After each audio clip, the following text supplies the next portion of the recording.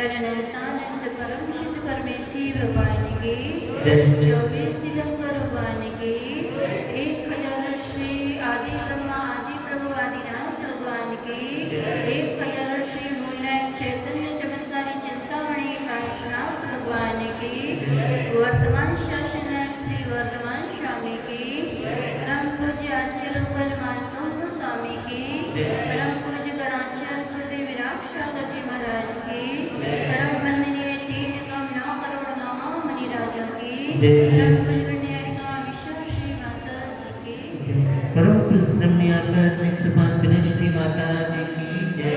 कारिका संघ की जय। वर्तमान शासन है श्री वर्तमान स्वामी के शासन का अभ्यास कर हम सभी उनके ही पावन पीयूष अमृतवाणी का माँ चिंतवाणी के माध्यम से रसपान कर रहे हैं। जिसने माँ चिंतवाणी को अपने हृदयाशय पर विराजमान किया है, माँ चिंतवाणी ने उसे 3 लोक के शिखर पर विराजमान किया है। कल हमारी चर्चा 11वें नंबर के काव्य के माध्यम से चल रही थी कि जब भक्ति कर्मों से छुड़ा सकती है तो मातुंग स्वामी के शरीर में स्थित वह बेड़ियां भक्ति से दूर हो गई थी। आचार्य भगवान मातुंग स्वामी भले ही कारागृह में स्थित थे, लेकिन उन्होंने अपने हृदय रूपी सिंहासन पर आदिनाथ स्वामी को विराजमान किया। ऐसे लगता है जैसे आचार्य भगवान प्रत्येक काव्य में नई नई शिक्षाएं दे रहे हैं, प्रत्येक काव्य में नया नया चिंतन कर रहे हैं। ऐसे लग रहा है जैसे वह साक्षात तीर्थंकर के समक्ष विराजमान है। कभी उनके गुणों की चर्चा करते हैं, कभी उनके सौंदर्य की चर्चा करते हैं, कभी अपने आप को लघुता प्रकट करते हैं, कभी कहते हैं कि मैं बुद्धि से हीन हूँ, कभी कहते हैं मैं मूर्ख हूँ, कभी कहते हैं मैं हठीला हूँ। आज उन्होंने नई शिक्षा दी। उन्होंने कहा है कि हे प्रभु, आप तो तीनों लोकों में सर्वश्रेष्ठ हो। आपके जैसा अनुपम रूप, आपकी जैसी सुंदरता इस तीनों लोकों में कहीं भी नहीं है। नेमिनाथ को राजू ने अपने जीवन में मात्र एक बार देखा था। भले ही नेमी का राजू से विवाह नहीं हुआ, लेकिन फिर भी मात्र बारात ही आई थी और उस बारात में यदुवंशियों के लिए पशुओं का बंधन किया गया। उनको बनाना नहीं थे, लेकिन नेमी कुमार को कैसे वैराग हो, उस वैराग को रचाने के लिए श्री कृष्ण ने पशुओं को एकत्रित किया। और जैसे ही नेमी कुमार ने उन बंधी हुई पशुओं को देखा, उन्होंने अपने साथी से पूछा, साथी, ये पशुओं को बंधन में क्यों रखा गया है? साथी कहता है, स्वामी आपको नहीं पता, आपकी बारात में जो इतने यदुवंशी आए हैं, इनके भोजन की व्यवस्था है। नेमी कुमार मन में विचार करते हैं, ओहो, मेरे विवाह में इतनी हिंसा और उनके लिए जीवों के प्रति करुणा जागृत। और उन्होंने अपने रथ को महलों की ओर ना मोड़ करके जंगल की ओर, गिरनार पर्वत की ओर मोड़ लिया। और जैसे ही यह सूचना राजू के कान राजुल कहती है, आज मैंने नारी के नारित्व को बदनाम कर दिया। मैं पशुओं को 3 दिन से यहाँ बंधा हुआ देख रही, लेकिन मुझे अभी तक वैराग्य क्यों नहीं हुआ? स्वामी तो अभी अभी आए थे और उन्होंने इनकी करुण पुकार को सुन लिया। मैं 3 दिनों से इन मूर्ख पशुओं की चीत्कार को सुन रही हूँ, मुझे वैराग्य क्यों नहीं हुआ? क्योंकि कहती है कि नारी का हृदय कोमल होता है। आज मैंने नारी के नारित्व को बदनाम कर दिया। और राजू तो जैसे ही पता चला कि नेमी कुमार जो थे वह वन की ओर चल दिए, राजू भी उनके साथ जाने को तैयार और वो कह भी रही थी कि 9 भव की प्रीत मेरी हुई बदनाम। 9 भव से आपने जो मुझसे प्रीत लगाई थी, मैंने आपसे जो प्रीत लगाई थी, आज वह मेरी प्रीत टूट गई। 10वें भव में आकर के आज वह टूट गई। राजू कहती है कि अब मेरा वही पथ है, अब मैं उसी पथ का अनुसरण करूंगी जिस पर नेमी कुमार चले हैं। माँ समझाती है, बेटी तू राजकुमारी है, अभी तेरा विवाह नहीं हुआ है, अभी तेरी भावर नहीं पड़ी है, तुझे तो एक से एक सुंदर राजकुमार मिल जाएंगे। लेकिन आज की महिलाएं होती, आज की बेटियां होती तो क्या कहेंगी? ठीक है, दूसरा कर लेंगे, दूसरा छोड़ के तीसरा भी कर लेंगे। लेकिन वो सती थी और उसने भी उन्हीं परिचिन्यों का अनुकरण किया जिस पर उनके स्वामी ने अपने चरण बढ़ाए थे इस मोक्ष मार्ग की ओर। वहां जाकर के भी राजू ने नेमी कुमार को मनाने का प्रयास किया, लेकिन उसका प्रयास असफल हो गया। जिस मार्ग पर राजू बढ़ी उसी पर नेमी दोनों, आपने देखा होगा जगन्नाथ जी में, ऊपर नेमी कुमार की है और नीचे राजू की गुफा बनी हुई है। तो जो एक बार वीतराग प्रभु का दर्शन कर लेता है उसके लिए फिर दूसरा कोई भाता नहीं है। तो नेमी कुमार का भी दर्शन राजू ने मात्र एक बार किया था, उसके बाद कितने भी सुंदर सुंदर राजकुमार खड़े रहे, लेकिन राजू ने किसी की ओर एक बार भी दृष्टिपात नहीं किया। अब इस काव्य में कह रहे हैं, अहि शांत राग रुचि भी परमाणु विस्तम त्रिभुवनैक 3 भुवन में। कौन कौन से 3 भुवन? उदलोक, मध्यलोक, अधोलोक। इन 3 भुवनों में हे प्रभु अद्वितीय, आपसे सुंदर और कोई नहीं है। ललाम पूजो सौंदर्य धारक भगवन, यही जिन शांत राग रुचि शांत भावों के धारक कांति वाले। आपने देखा हो भगवान को नाशात दृष्टि किए हुए हैं, हाथ पर हाथ रखे हुए हैं, पैर पर पैर रखे हुए हैं, फिर भी भक्तजन उनके सामने घंटों घंटों बैठ करके ध्यान करते हैं। कारण क्या है? जिसने शांत भाव किए हैं। कलम से एक बहन बोल रही थी, माता जी आप बहुत सीधी हो। उसने कुछ बोला हमसे कि माता में मुझसे ऐसी गलती हो गई कि आपके प्रति आप मुझे प्रायश्चित दे दो। मैंने कहा कोई बात नहीं, आगे से ध्यान रखा। तो हमसे कल बोली कि माता जी आप इतनी सीधी क्यों? मैंने उसको बोला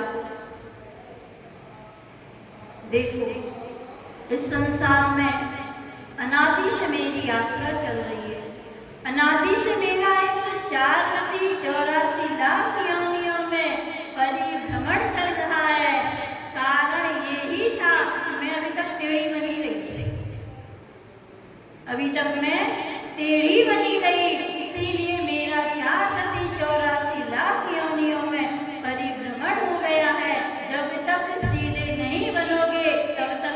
गति नहीं होगी।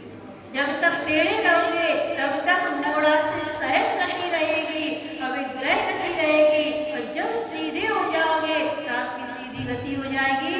और एक क्षण में, एक समय में जीव 7 राज्य भ्रमण करके सीधा सिद्ध लोक में विराजमान हो जाता है। आपने सर्प को देखा है लोग चलते हुए देखा?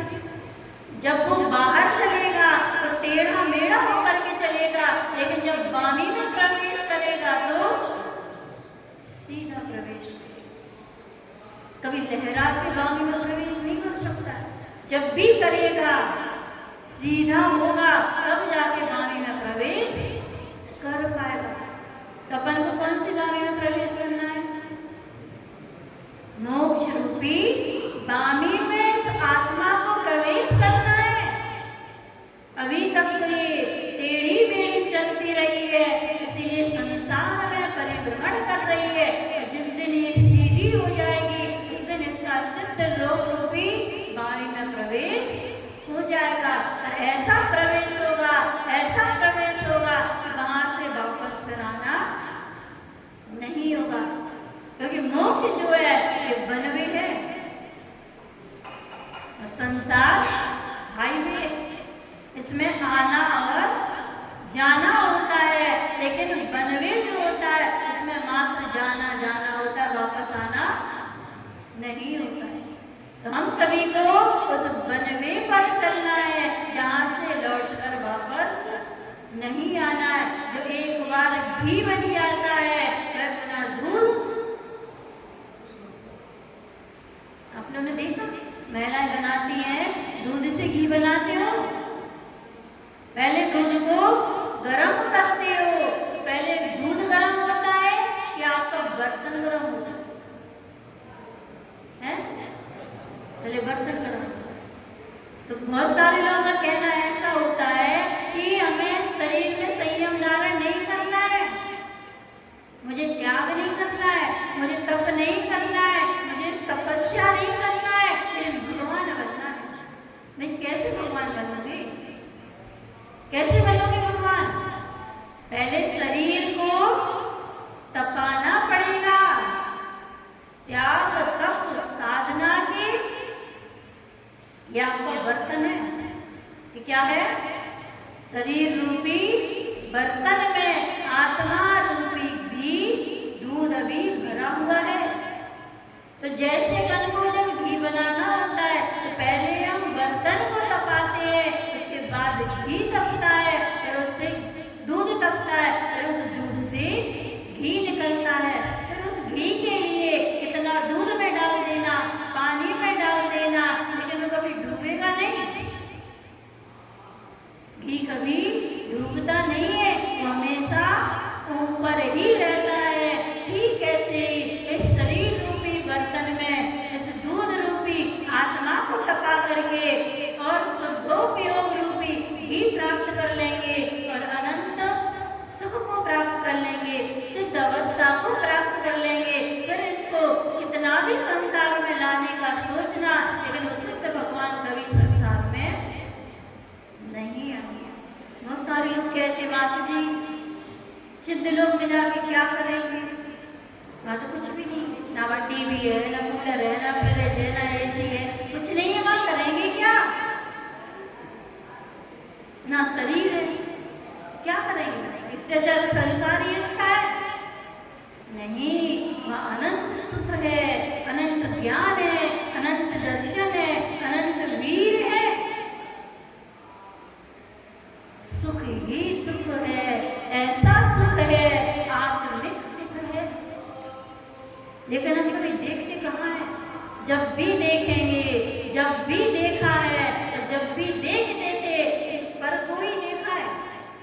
अरे एक बार निज को निहार लोगे, एक बार निज को देख लोगे, तो आपके अंदर वो निधि है जिसको आप दूसरों में ढूंढते हो। एक बार एक व्यापारी था, और जो व्यापारी था वो व्यापार करने गया। उसने वहां पर बहुत सारा धन एकत्रित किया। उस व्यक्ति ने सोचा इतना सारा मैं धन लेके जाऊंगा तो कोई भी ढूंढ लेगा मुझे,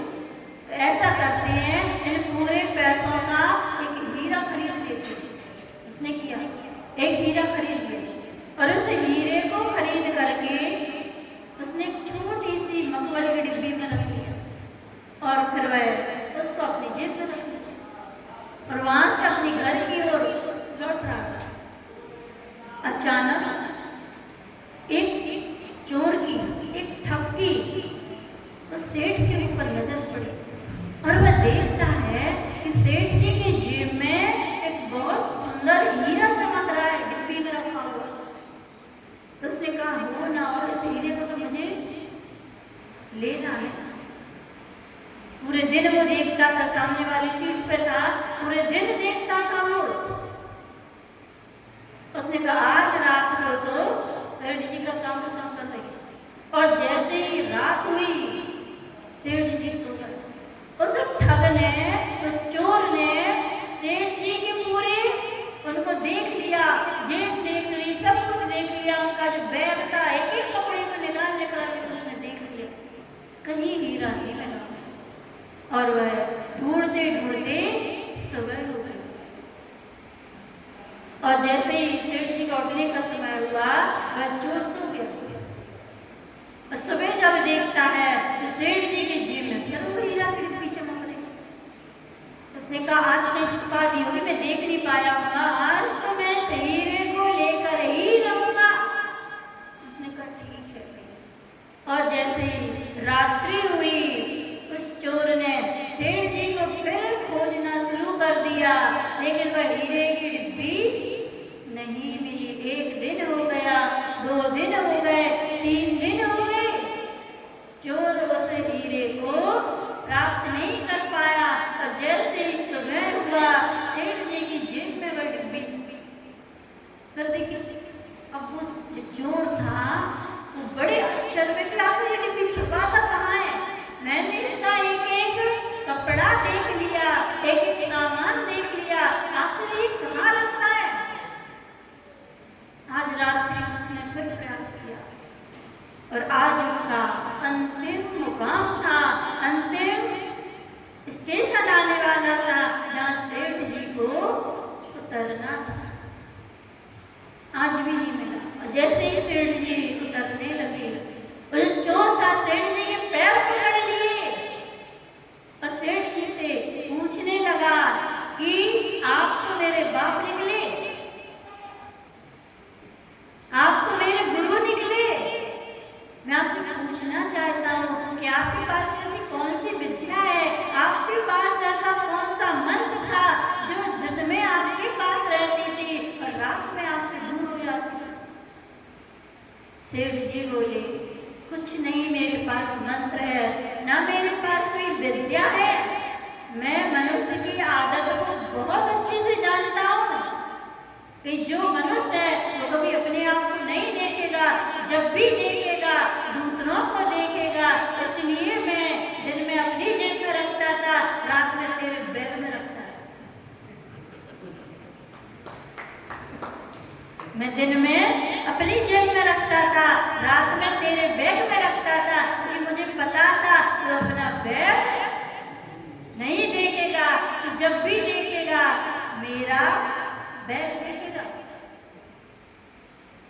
यही कारण है कि आज तक हमारी यात्रा रुक नहीं पाई है। अब कब से यात्रा कर रहे हो? कब से यात्रा कर रहे हो? निगोद से आपकी यात्रा प्रारंभ हुई है। अनादि काल से इस आत्मा की यात्रा चल रही है। कहाँ जाने के लिए? कहाँ जाने के लिए? सिद्धालय जाने के लिए। लेकिन 5 इंद्रियों के द्वारा, मन के द्वारा इतना पाप कर लेते हैं कि कर्म कहते हैं अभी तू कहाँ जा रही है? अभी तो तुझको यहीं रहना है। क्योंकि यदि आपने एक लकड़ी का टुकड़ा है, एक लोहे का टुकड़ा है, यदि लकड़ी के टुकड़े को पानी में डाल दोगे और एक लोहे के टुकड़े को डाल दोगे तो जो भारी होगा वो डूब जाएगा, जो हल्का होगा वो ऊपर आ जाएगा। कभी हमारी जो आत्मा है ये कर्मों से वजनदार है, इसीलिए अभी उड़ान भर नहीं पा रही है। सिद्ध लोग जाने के लिए अभी ये उड़ान भर नहीं पा रही है। धीरे धीरे आज विवेक भी मिला है, बुद्धि भी मिली है और महावीर स्वामी के कुल में आपका जन्म हो गया है और आदिनाथ भगवान की भक्ति करने का सौभाग्य प्राप्त हो गया है। अपने कर्मों के बंधनों को थोड़ा थोड़ा सा ढीला करने का प्रयास करते रहना, क्योंकि कोरे घड़े में एक एक बूंद डालते हैं तो कुछ बूंदें तो उसमें दिखाई नहीं देती है कि मेरी इसमें पानी भर रहा है कि मैं आपसे पूछती हूँ कि क्या घड़े में एक बूंद डाली है तो उसमें से कहीं चली गई कि उसी में है, लेकिन दिखाई नहीं दे रही है। ऐसे हमारे कर्म है प्रचुर मात्रा में, बहुत सारे हैं, कुछ कम होते हैं, हमें समझ में नहीं आता है, लेकिन लगातार उसमें एक एक बूंद डालते रहेंगे तो एक ना एक दिन वो घड़ा भर जाएगा। हम अपने कर्मों को धीरे धीरे कम करते रहेंगे तो एक ना एक दिन ये कर्म पूर्ण रूप से समाप्त हो ही जाएंगे। यहाँ पे कह रहे हैं कि हे त्रिभुवन के नाथ, आपके समान इन तीनों लोकों में कोई भी सुंदर नहीं है। यही क्योंकि आप उस मार्ग पर कैसे बढ़े हो। आदिनाथ स्वामी 10 भव पूर्व, आदिनाथ से 10 भव पूर्व महाबल के पर्याय में थे, तब वहां पर वो मिथ्यात्व के साथ थे, लेकिन एक मंत्री के निमित्त से उन्होंने सम्यक दर्शन को प्राप्त किया और उनकी 6 माह आयु शेष रह गई थी। उन्होंने इतनी भक्ति की उन्होंने, और उस तप और त्याग से सम्यक समाधि से स्मरण करके स्वर्ग में जाकर के देव हो गए। वहां से फिर मनुष्य गति में आए, फिर देव गति में गए और उन्होंने 10वें भव में नाभि राय के आंगन में मरु देवी की कुक्षी से जन्म लेकर के और हमारे सृष्टि के कर्ता आदिनाथ भगवान। तो तीर्थंकर से सुंदर तीनों लोकों में कोई नहीं होता है, क्योंकि तीनों लोकों में जितने 100 परमाणु थे, जितनी 100 वर्गणाएं थी, सभी जाकर के और तीर्थंकर के शरीर में विराजमान हो गई। अब जो शेष वर्गणाएं बची थी वो मनुष्यों के पास आ गई। त्रिंचों ने अपने रूप ग्रहण कर ली, देवों ने अपने रूप ग्रहण कर ली, नारकियों ने अपने रूप ग्रहण कर ली और मनुष्यों ने अपने रूप ग्रहण कर लिया। आपने देखा विदेश के जो मनुष्य होते वो अलग होते हैं, इंडिया के होते वो अलग होते, केरल साइड के होते वो अलग होते, चीन जो होती है वो अलग अलग होते। तो जहाँ जैसी वर्गणाएं होती हैं वो उन वर्गणाओं को अपने अपने योग ग्रहण करते हैं। तो तीनों लोगों में जितनी सुवर्गणाएं थी वो तीर्थंकर के शरीर में जाकर के समा गई। इसीलिए आप अद्वितीय हैं, आपके समान कोई दूसरा सुंदर नहीं है। अब बहुत सारे लोग कहते हैं कि जैन लोग पैसे वाले क्यों, उन्होंने ऐसा क्या किया है कि जो उनके पास सबसे अधिक पैसा होता है। देखो स्वर्ग में चर्चा चल रही है और लक्ष्मी जी बोली मैं कहाँ जाऊं, तो उन्होंने कहा कि चलो नृत्य लोक में चलते हैं, जो सबसे अच्छा होगा, जो सबसे बड़ा भक्त होगा, हम उसके पास जाके रहेंगे। ठीक है भैया। देवी लक्ष्मी जी स्वर्ग से मृत्यु लोक में आ गई और उन्होंने देखा, उनकी दृष्टि तीर्थंकर पे पड़ी। उन्होंने देखा तीर्थंकर ये तो कुछ देखते ही नहीं है, ये तो कुछ बोलते ही नहीं है। तो उन्होंने कहा क्या करें, मुझे तो सबसे सुंदर इस पृथ्वी लोक में यही लग रही है। निकल, लेकिन ये तो कोई स्थान ही देते हैं, ये तो बोलते ही नहीं है, देखते ही नहीं है, मैं क्या करूं। जब तीर्थंकर ने देखा ही नहीं, बोला ही नहीं, लक्ष्मी को कोई स्थान ही नहीं दिया, तो वो ऐसे ध्यान में बैठे,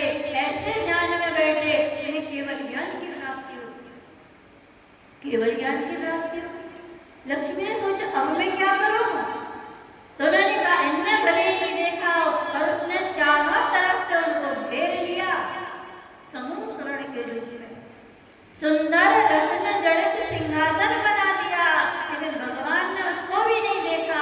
आपको पता है भगवान समूह शरण में सिंहासन से 4 अंगुल ऊपर होते, तो भी वो बैठी रही। एक बार कभी ना कभी तो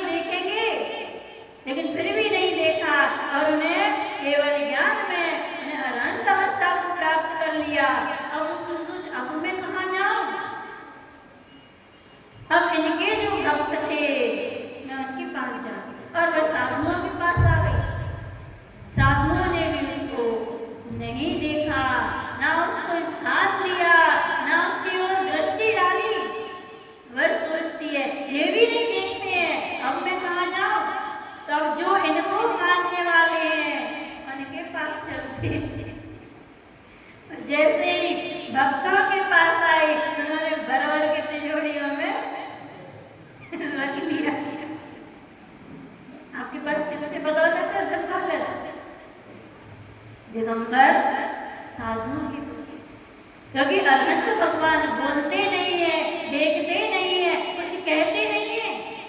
आपको मोक्ष का रास्ता बताने वाले कौन है? कौन है?